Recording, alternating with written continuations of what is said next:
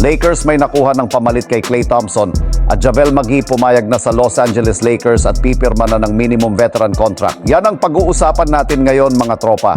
Pero bago yan mga tropa, baka pwede ka mag-subscribe sa aking channel para manalo kayo ng tropang basketball jersey. Maraming salamat mga tropa, let's go! Matagumpay nga po nakuha ng Golden State Warriors si Buddy Hield mula sa Philadelphia 76ers sa isang sign and trade deal kapalit lamang ng isang future second round pick. Dahil nga po dyan ay nagkaroon na sila ng 3 bagong player sa kanilang lineup na binubuo nina De'Anthony Melton, Kyle Anderson at Buddy Hield na siyang pinalit nila kina Klay Thompson at Chris Paul. Pero bago pa man mapunta si Buddy Hield sa Warriors, sinubukan rin naman nga po itong kunin ng Detroit at ng Los Angeles Lakers. Sa katunayan, nag-offer nga po si Rob Pelinka sa 76ers ng 2 future first round pick para makuha nila ito. Ang kaso mga tropa, mismong si Buddy Hield na ang umayaw na maglaro sa kanila. Dahil naniniwala nga po ito, mas malaki ang kanyang oportunidad na manalo ng kampyonato sa Golden State Warriors kaysa sa Los Angeles Lakers. Alam na rin naman niya na napakalaking pressure ang kanyang makukuha kung sakali man na maglaro siya sa Lakers. At kung magkaroon siya dito ng hindi magandang laro, ay siya nga mismo ang sisisihin.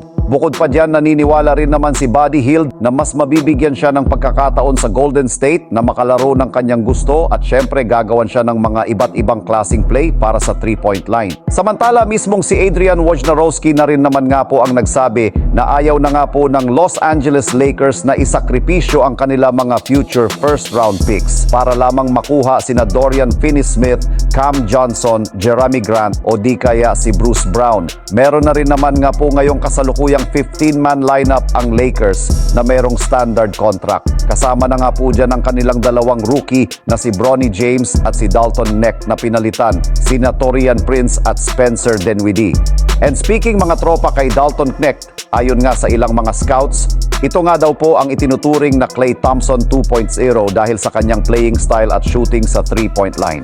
Dahil nga mas pinili ng Lakers na magdagdag ng 2 rookie, 2 klaseng move na lamang ang magagawa ngayon ng kanilang front office. Una ay ang pagkuha nila ng mga bagong players na papapirmahin ng veteran minimum. Isa na nga po dito na player na posible nilang makuha sa free agency ay si Javel McGee. Maganda nga itong makuha ng Lakers dahil pwede nila ito mapapirma ng minimum veteran contract at pwede nga nila itong gawing starting center para makabalik na si Anthony Davis sa pagiging power forward. Bukod nga po dyan, pwede pa rin naman silang magsagawa ng trade kung gusto nilang makakuha ng mas malaking pangalan. At kung sakali man nga po gawin nila ang isa sa mga ito, kakailanganin nga po nilang magtanggal ng player sa kanilang lineup. Ayon sa lumabas na balita, kabilang sa pinakamalapit nilang player na pwede tanggalin ay ang kanilang 2 big man na si Christian Wood at Jackson Hayes. Anong masasabi nyo dito mga tropa? Dapat bang kunin na ng Lakers si Javel McGee? Pakikomento naman sa ating comment section.